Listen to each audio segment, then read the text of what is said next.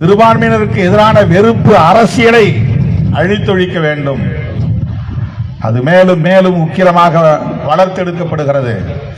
முஸ்லிம்களையும் கிறிஸ்தவர்களையும் இந்த தேச விரோதிகள் என்று முத்திரை குத்துவதிலே குறியாக இருக்கிறார்கள். உங்கள் ஓட்டு எங்களுக்கு தேவையில்லை என்று முடிவெடுத்து அரசியல் செய்கிறார்கள். முஸ்லிமோ கிறிஸ்தவனோ எனக்கு ஓட்டு போட வேண்டிய அவசியம் இல்லை என்று திட்டவட்டமாக ஒரு முடிவை எடுத்து பெரும்பான்மைவாத அரசியலை உயர்த்தி பிடிக்கிறார்கள். பெரும்பான்மைவாதம் ஜனநாயகத்திலே முக்கியமான ஒரு கூறுதான்.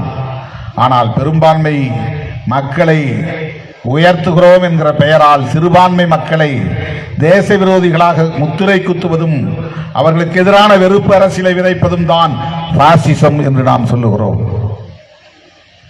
அந்த பாசிசத்தை வீழ்த்துவதற்கு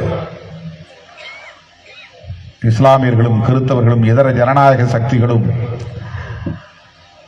தமிழ்நாடு அளவிலும் தேசிய அளவிலும் ஒருங்கிணைந்து செயலாற்ற வேண்டிய தேவை இருக்கிறது என்கிற புரிதலோடு நாம் கைகோர்த்து நிற்போம், களமாடுவோம்.